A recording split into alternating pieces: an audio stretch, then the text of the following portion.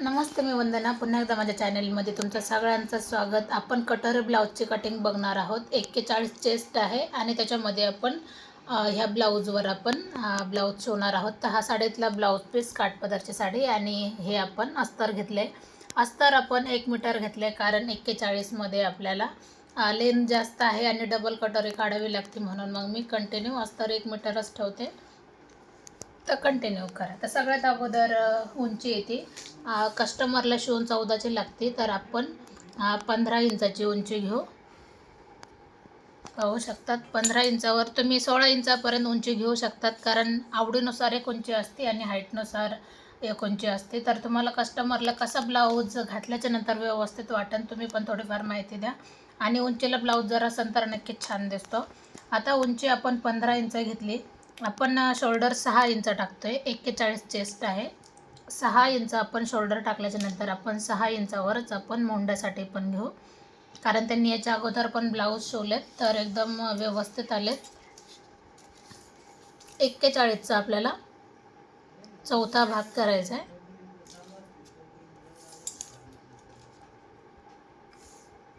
पाहू शकतात 10:15 आले. 10:15चा आपल्याला जवळजवळ 1 पॉईंट द्यायचा. आपण अर्धा इंच पाठीमागं आले. नंतर अर्धा इंचावर आपल्याला एक लाईन आखून घ्यायची. मी हर एक साईजनुसार अर्धा इंचच घेते. आणि 2 इंच आपल्याला इथं शिलाई मार्जिन घ्यायची. ही कंपल्सरी 2 इंच आहे, कमी जास्त काहीच करीत नाही.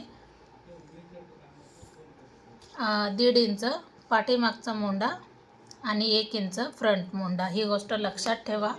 आता हे माप जे आलं 6 इंच, तर याच्यामध्ये आपण 3 इंचावर याला पॉईंट द्यायचा आहे आणि हे तिन्ही पॉईंट आपल्याला जोडून घ्यायचे अशा पद्धतीने. आता नंतर आपण वळूया गळ्याकडे. तर गळा घ्यायचा आहे आपल्याला 2.5 इंच.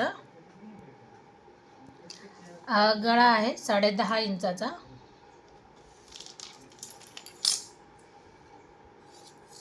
खालच्या साईडला वरती 2.5 घेतले तर खाली 3 घेतले तरी चालते. गळा सिंपल आहे. गोलमध्ये तुम्ही वेगळा गळा करू शकतात किंवा गळ्यामध्ये कमी जास्त पण घेऊ शकतात. आता आपण कमरेचा भाग घ्यायचा आहे, चौथा भाग. तर कंबर आहे याच्यामध्ये 33.5 इंच. तर 33.5चा पण आपल्याला चौथाच भाग करायचा आहे. चौथा भाग जेवढा येईल त्याच्यामध्ये आपण 2.5 इंच मिक्स करायचं आहे. तर 2.5 इंच मिक्स केल्याच्या नंतर आपण 1 इंच त्याच्यामध्ये टक्ससाठी जातो, पाठीमागचा टक्स, आणि 1.5 इंच शिलाई मार्जिन राहून जाते. तर अशा पद्धतीने आपण याला जोडून घ्यायचं आहे. काही समजलं नाही तर कमेंट करा. जोडून घेतल्याच्या नंतर एकदम परफेक्ट हा पाठीचा भाग तयार झाला. आता बऱ्याच जणांना प्रॉब्लेम येतो शोल्डर उतरण्याचा. कटिंग करायच्या अगोदर तुम्ही अर्धा इंच गळ्याकडून या आणि अशा पद्धतीने गळा कट करा. अजिबात शोल्डर उतरणार नाही आणि फिटिंगला खूप सुंदर येईल. आता मी काय करते, मी कटिंगमध्ये हे तिरकं कट करीत नाही, तर मग मी ज्यावेळेस शोल्डर जोडते त्यावेळेस मी अशा पद्धतीने फिटिंग करते. का हे आपला शोल्डरचा भाग आला खांद्यावरचा आणि हा गळ्याकडचा, तर मग मी जसं ही लाईन आखली त्यानुसार मी शिलाई घेते आणि नंतर मग मी गळ्याला पायपिंग करते किंवा गोट मारते. तर त्यानुसार एकदम फिटिंग व्यवस्थित येऊन जाते आणि अजिबात शोल्डर उतरत नाही.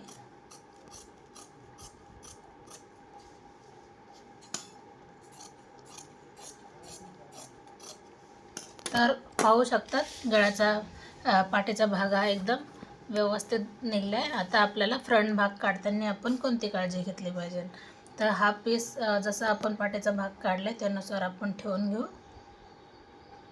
जसं आहे तसं आपण ठेवून घेतलं आहे. थोडंसं प्रेस करा म्हणजे आपल्याला जे अगोदरचे पॉईंट आहेत ते लक्षात येऊन जातील.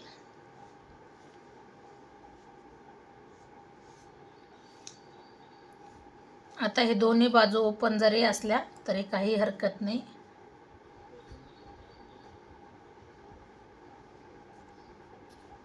आता आपल्या लक्षात येते थोडं थोडं, तर आपण डायरेक्ट त्याला जरी मार्किंग केलं तरी काही हरकत नाही.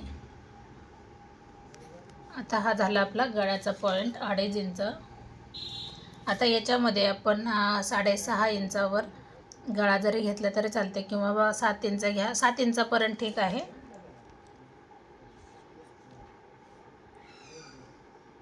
नंतर आपण हा गोल गळा देऊन घेऊ. इथं थोडं ही लाईन पूर्ण कट करणार आहोत इकडची, लक्षात घ्या.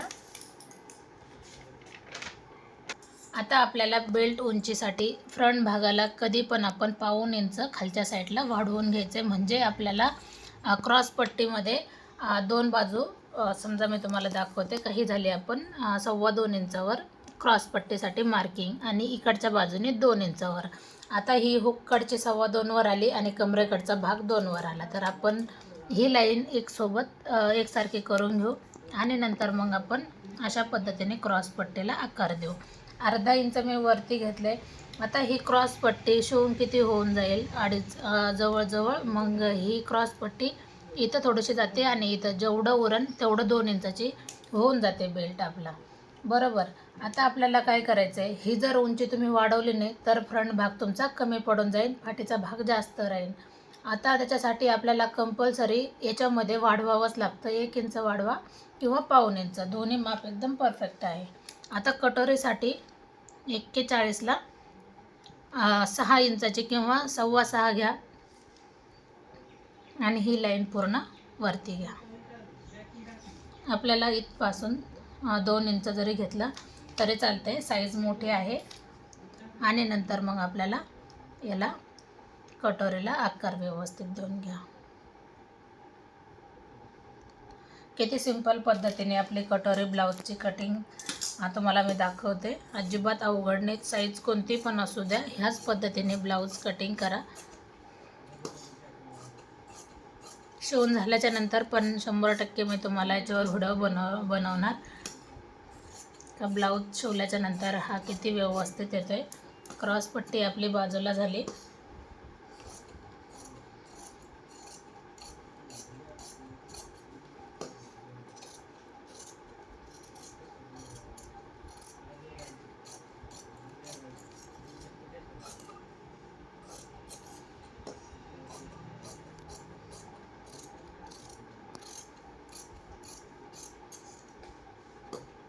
अशा पद्धतीने आपण 41 चेस्टमध्ये कटिंग केले, तर पाहू शकतात. आता आपण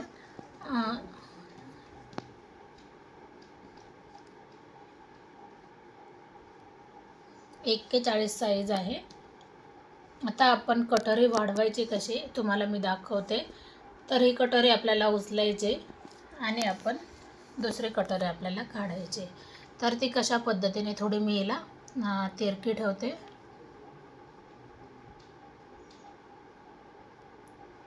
थोडंसं तिरकी ठेवली मी हिला, जशी पाहिजे तशी आपण. आता ही कटोरी आहे तशी आपण टोटल पूर्ण आखून घेतलं, बरोबर. आता इकडच्या बाजूने आपल्याला 1 इंच घ्यायचं आहे, 1.25 इंच जास्त होतो. आणि ह्या बाजूने पण आपल्याला 1 इंच घ्यायचं आहे. 1 इंचावर आपण मार्किंग केली. आता हे जो मधला पॉईंट आहे 6.5चा, आपण याला मधला पॉईंट काढायचा आहे. तो आपण 1 ते 1.25 इंचावर घ्या. 1.25 इंच ठीक आहे, व्यवस्थित बसून जाते. आणि मग आपल्याला टक्ससाठी ह्या मधल्या पॉईंटपासून 3 इंचावर घ्या किंवा 2.5 इंचावर घ्या, एकदम परफेक्ट असं बसून जाईल. आता नंतर आपण इथं थोडंसं बाहेर आलं आहे, ही लाईन आपण याला जॉईंट केली. ही कटोरीला मधल्या पॉईंटला आणि हा मधला पॉईंट इथं जॉईंट केला. आता हा आकार देताना व्यवस्थित द्या आणि नंतर आपल्याला अशा पद्धतीने याला जोडून घ्या. तर ही झाली 41 चेस्टमध्ये कटोरी. आता हा 1.5 इंच इथपर्यंत आला आणि इकडच्या बाजूने 1.5 इंच घ्यायचा, तर इथपर्यंत आला. नंतर आपण याला अशा पद्धतीने आखून घेऊ. आता कोणाला जर टक्स जास्त वरती नाही पाहिजे तर तुम्ही 2.5 इंचाचा टक्स जरी घेतला तरी चालते. तुम्हाला मी पूर्णच दाखवते का हा कटोरी ब्लाऊज कशा पद्धतीने झाल्याच्या नंतर दिसून येईल. फिटिंग खूप सुंदर येते.